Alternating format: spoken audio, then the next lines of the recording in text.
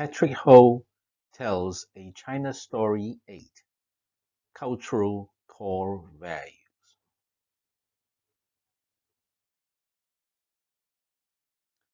Continuous open dialogue is the mainstay of modern public diplomacy. With deeper understanding of each other's core values, cultural traditions, as well as historical backgrounds, undue apprehension and anxiety could be allayed. Political mutual respect and trust could only be made possible when the misinterpretation, miscalculation, and misjudgment stemming from suspicion, erroneous assumption, and misreading of intention were eliminated.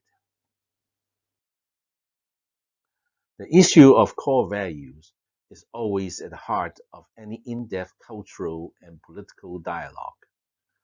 Core values dictate the meaning of life and the purpose of living. Core values govern our thinking process and are translated as our action and behavior. They define what is good, what is bad, what happiness means, what is beauty, what counts as success, and who are heroes. Core values define the choices we make. Why do we prefer hamburgers to Chinese dumplings or xiaolongbao? Why do we watch Mickey Mouse cartoon instead of Monkey King, Shen Wukong? Each of our communities is driven by a collective system of values and a set of moral codes that govern thoughts, establish an identity, drive economies, set agendas, dictate choices, and inspire expectations. Most importantly, it underpins how our respective communities of citizens prefer one form of political or economic system over another form, one type of social structure over another type, or choose certain categories of people as our leaders, or believing in news reports expounding a particular direction of storyline. These are the values that motivate our communities in the consideration of what makes them harmonious and what can result in a sense of well-being and national pride. Simply put, discussions on politics are a debate of values, cultural values. These values are time-tested and evolve through incessant modifications and requalifications. They underpin our historical legacy and cultural background and define who we are. China and the United States behold different values, run on different social systems, come from different historical culture, and in different developmental stages, and harbor different strategic considerations. Indeed, the divergence between the two countries is so great that it is totally unimaginable that we have been friends. The concept of today's nation-state comes from the Peace of Westphalia of 1648, following the Renaissance in Europe. However, China, with 5,000 years of history and going through more than 50 different dynasties, each with a differing size of governing territory, can best be regarded as a civilization state. Chineseness of its nationals is defined by a cultural identity. The Chinese view the state as their guardian, manager, and the embodiment of their civilization. The role of the state is to preserve the unity of their culture.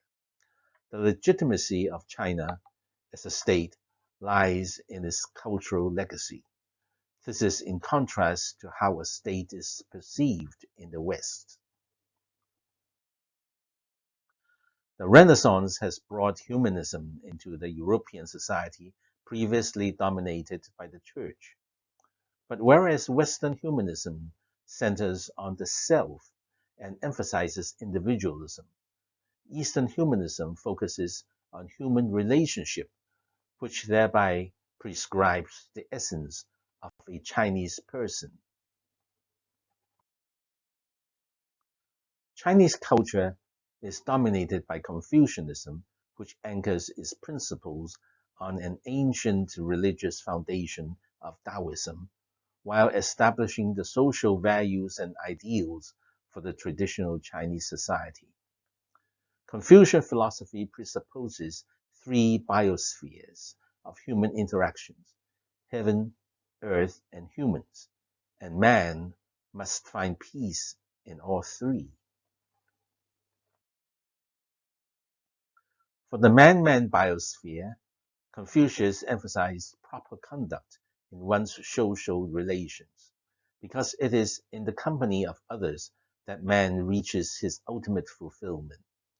This code of behavior is called Li, or the social and ethical norms that guide people to do the appropriate things at the right time, manifesting respect and kindness.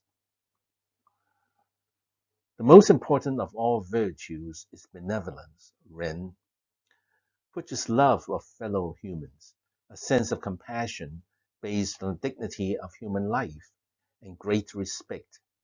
We cultivate Ren, benevolence, by putting ourselves in the position of others and treating them as you wish them to treat you.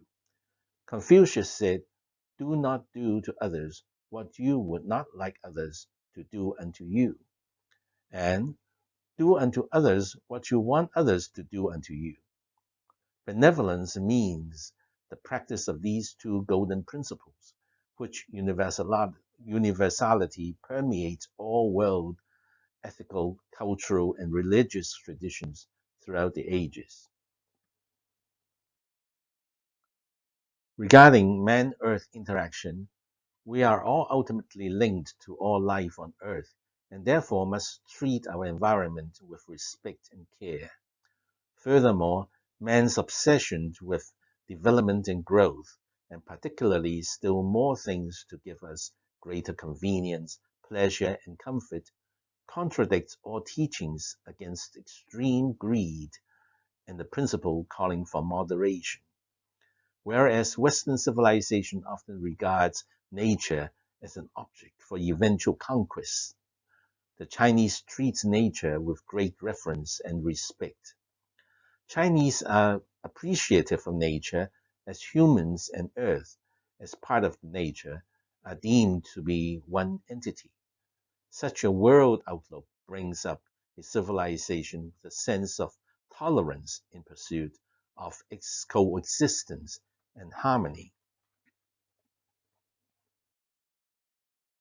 Concerning man-heaven interaction, Confucius honored heaven as a supreme source of goodness upon which every human being is personally dependent. The pinnacle achievement in life is to be one with heaven. Confucius' view of God or heaven can be summarized as great silence, infinite eternal silence. It is because in Confucian teaching, the primary concern is humanity and the interaction and interrelationship between people. Confucianism has only a very general description and mention of heaven or God, leaving a large amount of room in the spiritual realm for Chinese people to learn from other civilizations and religions, such as Buddhism from India, Islam from the Middle East, and Christianity from the West. And perhaps for that reason, Chinese culture is a very tolerant one, being a culture of infinite possibilities and capable of accommodating all and any supreme beings. And perhaps for that same reason, Chinese would seldom engage themselves in argument about whose is a true God and whose isn't one, or whose is a better God. And Chinese do not have the burden of being self-ordained missionaries defending one religion while attempting to convert everybody else to a particular one.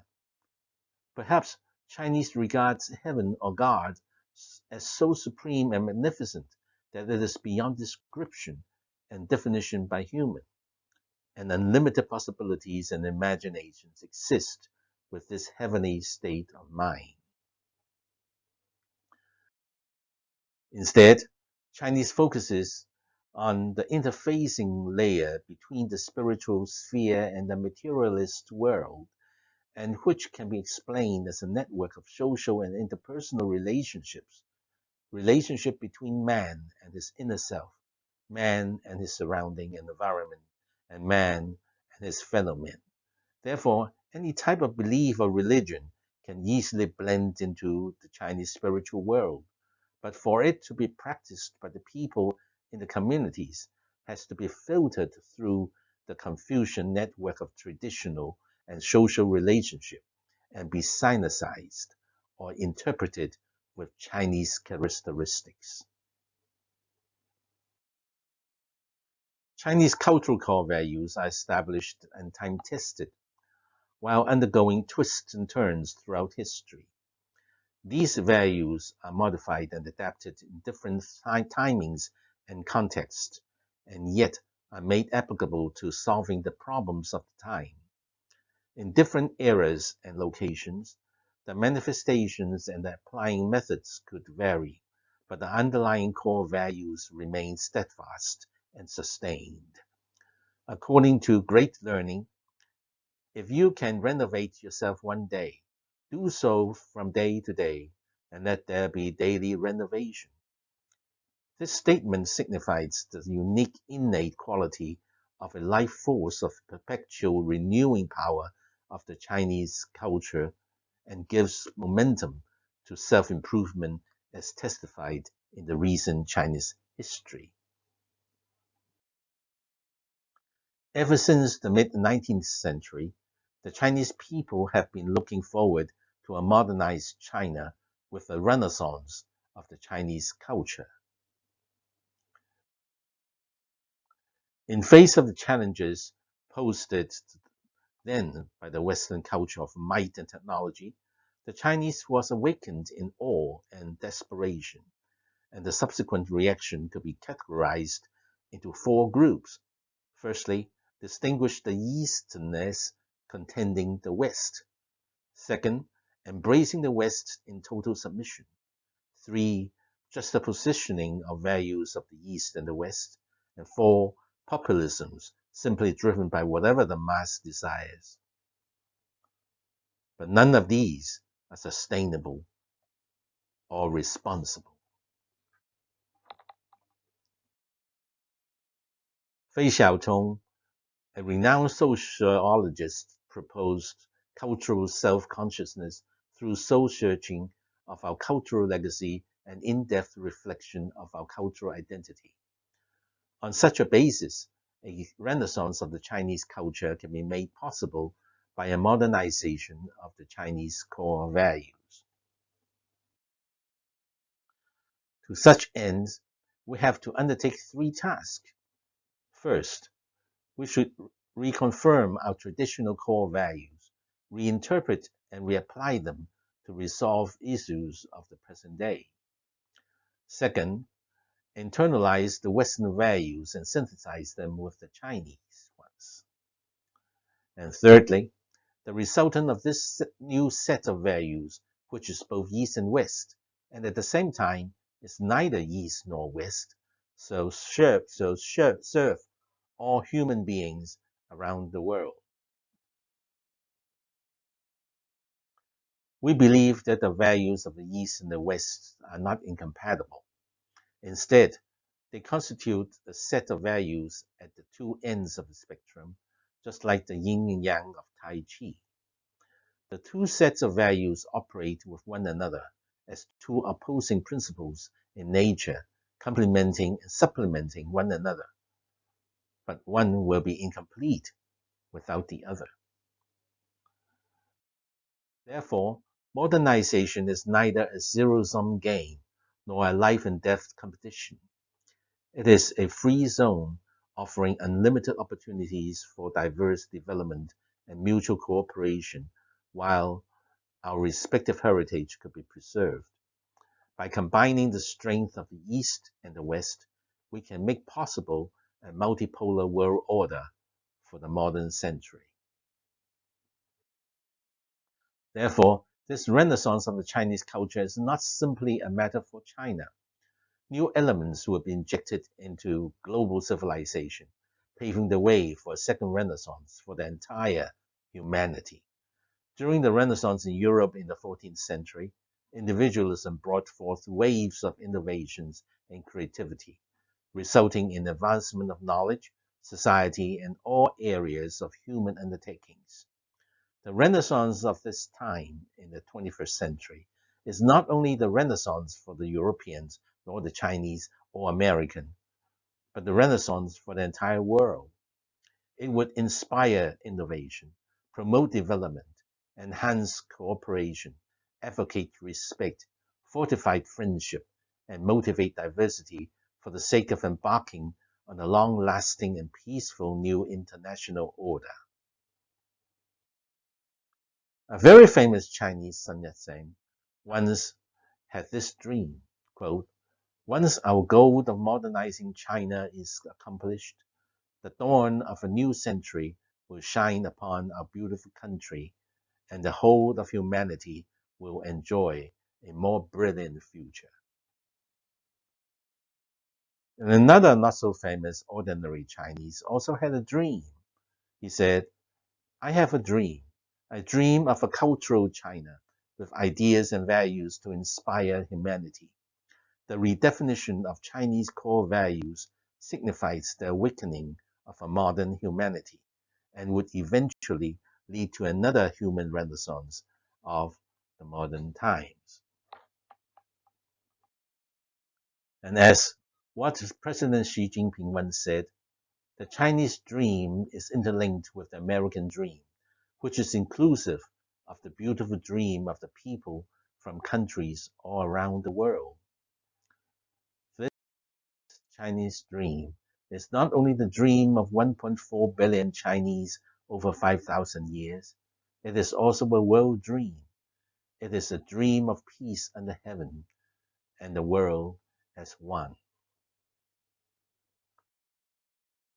This was the closing address delivered at the Sino U.S. Colloquium number 5, Core Values and World Order, in Carnegie Library in Washington, D.C., USA, on October the 3rd, 2013.